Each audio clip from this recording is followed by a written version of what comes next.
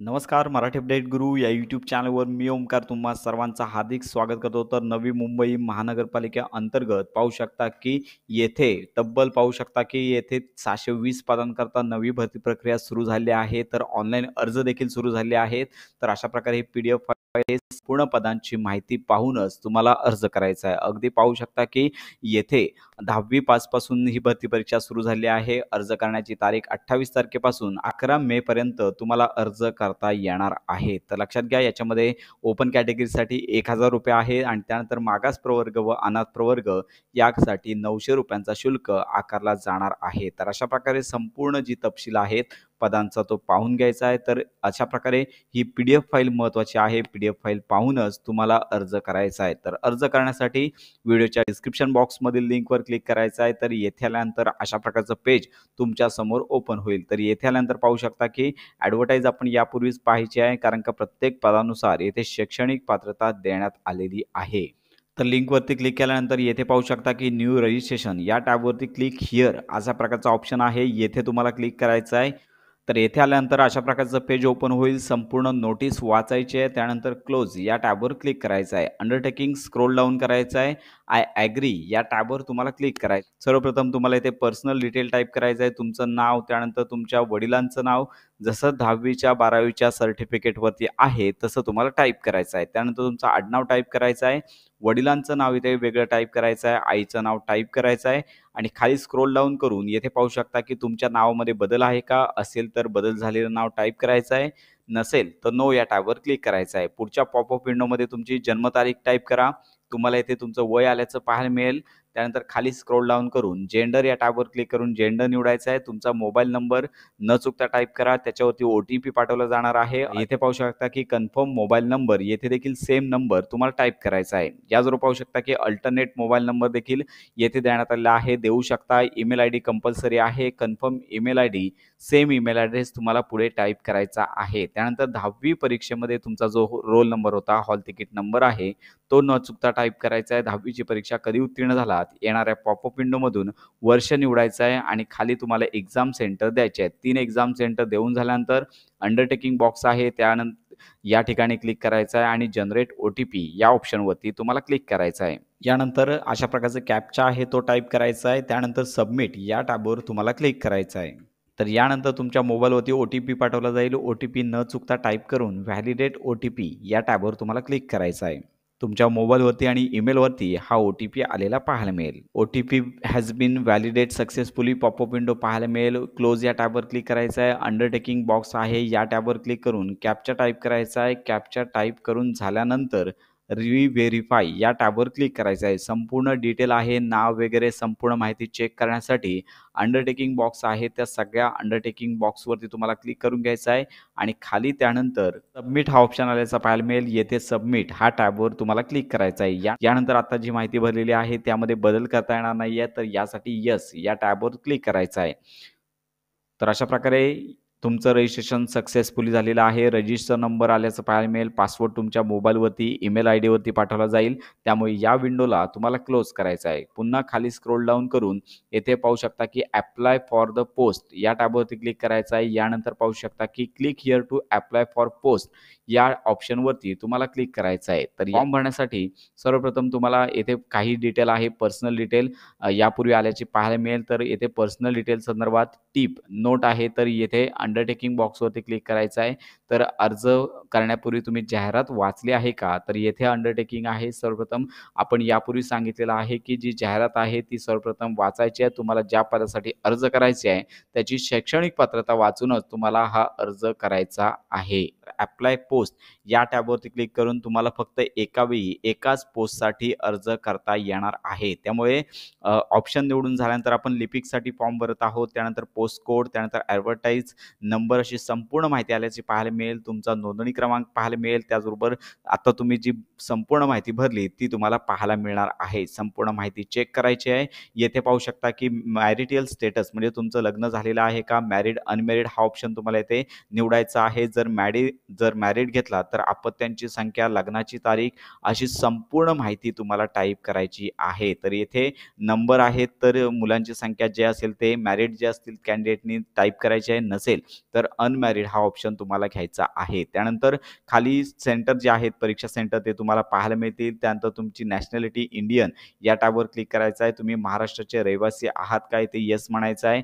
Domicile certificate, जन्म प्रमाणपत्र, शाळा सोडल्याचा दाखला यापैकी कोणताही एक पुरावा तुम्ही रहिवासी पुरावा म्हणून देऊ शकता. त्याचा क्रमांक इथे टाईप करायचा आहे. त्यानंतर सदरचा दाखला इश्यू झाल्याची तारीख आणि त्यानंतर अनुक्रमांक अशी संपूर्ण माहिती टाईप करायची आहे. त्यानंतर कास्ट डिटेल याच्यामध्ये पाहू शकता की कास्ट कॅटेगरी या टॅबवर क्लिक करून तुमची कास्ट कुठली आहे तो ऑप्शन तुम्हाला घ्यायचा आहे. जर इतर तर लक्षात घ्या ओपन कॅटेगरीसाठी जास्त डॉक्युमेंट लागत नाही. जर रिझर्व्ह कॅटेगरी असेल तर नॉन क्रिमिनल प्रमाणपत्र, कास्ट व्हॅलिडिटी सर्टिफिकेट येथे फॉर्ममध्ये मागितले जाणार आहेत.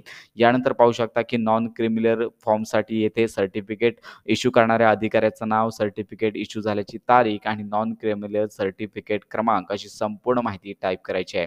यानंतर तुमच्या शरीरावरती जर कुठली खून असेल तर ती या ठिकाणी टाईप करायची आहे आणि त्यानंतर आयडेंटिटी प्रूफ तुम्हाला यापैकी एक द्यायचा आहे. पॅन कार्ड असेल तर येस म्हणून संपूर्ण नाव, पॅन कार्ड क्रमांक आणि पॅन कार्डवरील नाव डिटेल टाईप करायचे आहे. लायसन, त्यानंतर मतदार ओळखपत्र, त्यानंतर पासपोर्ट, त्यानंतर बँक पासबुक यापैकी कोणतेही एक डॉक्युमेंट तुम्ही देऊ शकता. शेवटी अंडरटेकिंग बॉक्सवरती क्लिक करून सेव्ह अँड नेक्स्ट या टॅबवर तुम्हाला क्लिक करायचं आहे. डेटा सेव्ह सक्सेसफुली पाहायला मिळेल. ओके टॅबवर क्लिक करायचं आहे. त्यानंतर ॲडिशनल डिटेल याच्यामध्ये पाहू शकता की तुम्ही नवी मुंबई महानगरपालिकेचे कायमस्वरूपी कर्मचारी आहात का? असेल तर येस म्हणायचं आहे, नसेल तर नो या टॅबवर क्लिक करायचं आहे. तुम्ही नवी मुंबई महानगरपालिकेचे कंत्राटी कर्मचारी आहात का? असेल तर येस, अन्यथा नो या टॅबवर क्लिक करायचं आहे. तुम्ही 1991च्या जनगणनेचे कर्मचारी आहात का? येथे पण नो म्हणायचं आहे. त्यानंतर 1994 नंतरच्या निवडणुकीचे कर्मचारी आहात का? येथे पण नो म्हणायचं आहे. त्यानंतर लक्षात घ्या की फार्मर आत्महत्याग्रस्त शेतकऱ्याचे पाल्य आहात का? येथे पण नो म्हणायचं आहे. त्यानंतर राज्य, केंद्र सरकारी कर्मचारी असाल तर येस म्हणायचं आहे. जर असाल तर संस्थेचा तपशील आणि पदनाम टाईप करायचा आहे. नसेल तर नो या टॅबवर क्लिक करायचं आहे. प्रकल्पग्रस्त असाल तर येस म्हणून डिटेल टाईप करा. नसेल तर नो या टॅबवर क्लिक करायचं आहे. तुम्ही भूकंपग्रस्त आहात का? स्टेटस टाईप करा. नो म्हणायचं आहे. अंशकालीन कर्मचारी असाल तर स्टेटस टाईप करायचा आहे. माजी सैनिक येथे पण नो म्हणायचं आहे. त्यानंतर तुम्ही दिव्यांग माजी सैनिक, शहीद माजी सैनिक यांचे पाल्य आहात का? येथे पण नो म्हणायचं आहे. असाल तर येस टाईप करा. येस म्हटला तर संपूर्ण डिटेल, सर्टिफिकेट क्रमांक तुम्हाला टाईप करावे लागणार आहे. सर्टिफिकेट इश्यू तारीख टाईप करावी लागणार आहे. स्पोर्ट्समन देखील जे कॅन्डिडेट आहेत त्यांनी येस म्हणून संपूर्ण डिटेल्स स्तर असेल किंवा लेवल असेल अशी संपूर्ण माहिती यामध्ये भरायची आहे. जर नसतील कॅन्डिडेट तर नो या टॅबवर तुम्हाला क्लिक करायचं आहे. यानंतर पाहू शकता की तुम्ही दिव्यांग कॅन्डिडेट आहात का? तर याच्यामध्ये 40% पेक्षा जास्त दिव्यांगत्व असेल तर येस म्हणायचं आहे. नसेल तर नो या टॅबवर क्लिक करायचं आहे. जर असेल तर टक्केवारी याच्यामध्ये तुम्ही मेन्शन करू शकता. त्यानंतर दिव्यांगत्वाचा प्रकार आणि त्यानंतर तुम्हाला व्हीलचेअरचा आधार हवा आहे का? येथे पण तुम्हाला येस नो म्हणायचं आहे. नसेल तर नो या टॅबवर क्लिक करायचं आहे. तुम्हाला स्वातंत्र्य सैनिकांनी नामांकित केले आहे का? येथे पण नो म्हणायचं आहे. अनाथ असेल तर येस म्हणून डिटेल टाईप करावे लागेल. नसेल तर नो या टॅबवर क्लिक करायचं आहे. यानंतर तुम्हाला कधी परीक्षेसंदर्भात कधी तुमच्यावरती कारवाई करण्यात आली होती का? येथे पण नो म्हणायचं आहे. इतर तपशीलमधील सगळ्या ठिकाणी नो म्हणायचं आहे. याच्यामध्ये न्यायालयीन खटले किंवा तुमच्याबरोबर तुमच्या अंतर्गत केस कुठली झाली होती का? तर सगळ्या टॅबवर नो या टॅबवर क्लिक करून सेव्ह अँड नेक्स्ट या टॅबवर क्लिक करायचं आहे. पुन्हा डेटा सक्सेसफुली पाहायला मिळेल. कम्युनिकेशन म्हणजे पत्रव्यवहारचा पत्ता आहे. त्यामध्ये ॲड्रेस लाईन 1 म्हणजे हाच करस्पॉन्डन्स ॲड्रेस म्हणजे पत्रव्यवहाराचा पत्ता आणि परमनंट ॲड्रेस दोन्ही जर एक असतील तर संपूर्ण सर्वप्रथम माहिती टाईप करायची आहे. कंट्री या ठिकाणी इंडिया, त्यानंतर राज्य महाराष्ट्र या टॅबवर तुम्हाला क्लिक करायचं आहे. त्यानंतर पाहू शकता की जिल्हा येणाऱ्या यादीमधून निवडायचा आहे. पिनकोड न चुकता टाईप करायचा आहे. दोन्ही ॲड्रेस कायमचा आणि पत्रव्यवहाराचा पत्ता जर दोन्ही एकच असतील तर येस या टॅबवर तुम्हाला क्लिक करायचं आहे. त्यानंतर सेव्ह अँड नेक्स्ट या टॅबवर तुम्हाला क्लिक करायचं आहे. ओके या टॅबवर क्लिक करून यानंतर तुम्हाला शैक्षणिक पात्रता टाईप करण्यासाठीचा पेज ओपन होईल. सर्वप्रथम तुम्हाला मराठी भाषेचे ज्ञान आहे का? तर येथे येस म्हणायचं आहे. नो म्हटला तर तुम्ही पात्र नसणार आहात. 10वीची परीक्षा डिटेल माहिती टाईप करायची आहे. याच्यामध्ये शैक्षणिक मंडळ आहे. महाराष्ट्र स्टेट बोर्ड असेल, इतर बोर्डाचे विद्यार्थी असतील तर इतर ऑप्शन घ्यायचा आहे. त्यानंतर शाळेचं नाव किंवा संस्थेचं नाव टाईप करायचं आहे. एकूण किती गुण पर्सेंटेजमध्ये आहेत का? तर पर्सेंटेजमध्ये जसा हा ऑप्शन घ्यायचा आहे. एकूण प्राप्त गुण आणि किती गुणांची परीक्षा होती होती. गुण टाईप करायचे आहेत. पर्सेंटेज आल्याचं पाहायला मिळेल. 10वीचं उत्तीर्ण होण्याचं वर्ष आपण यापूर्वीच टाईप केलेलं आहे. 12वी संदर्भात देखील तसंच बोर्ड निवडायचं आहे. त्यानंतर शाळा संस्थेचं नाव, त्यानंतर येथे पर्सेंटेजच हा ऑप्शन घ्यायचा आहे. एकूण प्राप्त गुण, जास्तीत जास्त किती गुण मिळाले, पर्सेंटेज पुढे आल्याचे पाहायला मिळतील आणि 12वी परीक्षा उत्तीर्ण होण्याची तारीख, तुम्हाला वर्ष पुढे निवडायचं आहे. त्यानंतर डिप्लोमा असेल तर या संदर्भात माहिती देऊ शकता. तर प्रत्येक पदाची या PDF फाईलमध्ये मिनिमम शैक्षणिक पात्रता देण्यात आली आहे. त्याच्यावरती त्या बेसवरती तुम्हाला फॉर्म भरता येणार आहे. तर PDF फाईल पाहूनच तुम्हाला अर्ज करायचा आहे. तर यानंतर लिपिक पदासाठीचा अर्ज असल्याने ग्रॅज्युएशन तपशील यामध्ये डिग्री घ्यायची आहे. त्यानंतर इन्स्टिट्यूट पास संस्थेतून ज्या ठिकाणी उत्तीर्ण झालात ते तुम्हाला टाईप करायचं आहे. उत्तीर्ण झाल्याचं वर्ष, त्यानंतर पर्सेंटेज येथे CGPA अशा प्रकारचा ऑप्शन येईल. काही जणांचे ओपन युनिव्हर्सिटीमध्ये पर्सेंटेज देखील असतील. त्यानंतर एकूण प्राप्त गुण आणि जास्तीत जास्त किती गुण, त्यानंतर ग्रेड अशी संपूर्ण माहिती येथे आल्याची पाहायला मिळणार. येथे तुम्हाला टाईप करायचं आहे ग्रेड. तर अशा प्रकारे संपूर्ण माहिती तुम्हाला इथे टाईप करायची आहे. त्यानंतर लक्षात घ्या की do you have government certificate, म्हणजे लक्षात घ्या की टायपिंगचा हा फॉर्म असल्याने तुमच्याकडे इंग्रजी 40 शब्द प्रति मिनिटचे प्रमाणपत्र आहे का? येस म्हणायचं आहे. नसेल तर तुम्ही पात्र ठरणार नाही आहे. त्यानंतर मराठी टायपिंग 30 शब्द प्रति मिनिट आहे का? तर येस म्हणून सेव्ह अँड नेक्स्ट या टॅबवर तुम्हाला क्लिक करायचं आहे.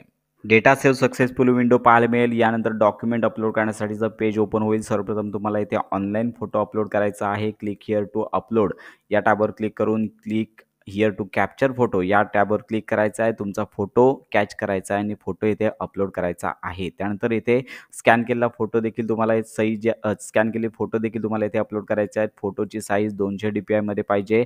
80 ते 200 KB पर्यंतची साईज येथे असली पाहिजे. 3.5 सेमी ते 4.5 सेमी या दरम्यानचा तुमचा फोटो असला पाहिजे. फोटो अपलोड करून झाल्यानंतर खाली तुम्हाला सही देखील अपलोड करायची आहे. 4.5 सेमी गुणिले 3.5 सेमी विड्थ येथे सहीची असली पाहिजे. 80 ते 200 KB पर्यंत फाईल साईज असली पाहिजे. त्यानंतर 10वीचं सर्टिफिकेट तुम्हाला अपलोड करायचे आहे. त्यानंतर 12वीचे मार्कशीट अपलोड करायचे आहे. त्यानंतर लक्षात घ्या की डिग्री सर्टिफिकेट देखील अपलोड करायचे आहे. डोमासाईल सर्टिफिकेट अपलोड करावं लागणार आहे. त्यानंतर येथे पाहू शकता की महाराष्ट्र अधिवास प्रमाणपत्र, शाळा सोडल्याचे प्रमाणपत्र किंवा जन्मदाखला यापैकी एक डॉक्युमेंट अपलोड करायचे आहे. टायपिंग इंग्रजी 40 शब्द प्रति मिनिट, मराठी 30 शब्द प्रति मिनिट हे सर्टिफिकेट अपलोड करायचे आहेत. कास्ट सर्टिफिकेट अपलोड करायचे आहेत. नॉन क्रिमिनल सर्टिफिकेट अपलोड करायचे आहे.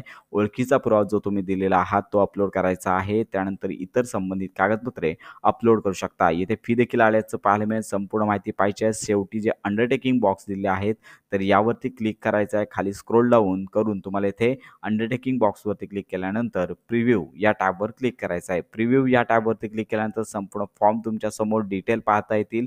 डिटेलमध्ये जर काय बदल असतील तर त्वरित करून घ्यायचे आहेत, कारण का पेमेंट नंतर तुम्हाला बदल करता येणार नाही. त्यामुळे संपूर्ण माहिती पाहून घ्यायची आहे. पाहून झाल्यानंतर खाली लक्षात घ्या की येथे माहिती पाहून झाल्यानंतर येथे क्लोज हा टॅब दिलेला आहे. तर अशा प्रकारे सर्व डॉक्युमेंट अपलोड करून घ्यायचे आहेत. फॉर्म प्रिव्ह्यू पाहून सबमिट या टॅबवर क्लिक करायचं आहे. येथे डॉक्युमेंट पेमेंट तुम्हाला पाहू शकता की सदरचं payment online credit card, debit card यांच्या माध्यमातून तुम्ही करू शकता. तर अशा प्रकारे सदरचा फॉर्म आहे तुम्हाला पैसे भरून झाल्यानंतर प्रिंट काढून ठेवायचे आहे. तर अशा प्रकारे मुंबई महानगरपालिकेअंतर्गत जी भरती प्रक्रिया निघालेली आहे तर याचा अर्ज कसा करायचा, तर या संदर्भात संपूर्ण माहिती पाहिली तर ही महत्त्वाची माहिती इतरांपर्यंत नक्की शेअर करा. योजनांसंदर्भात खात्रीशीर अपडेट करता आपल्या मराठी अपडेट गुरु या YouTube चॅनलच्या कनेक्टमध्ये राहा.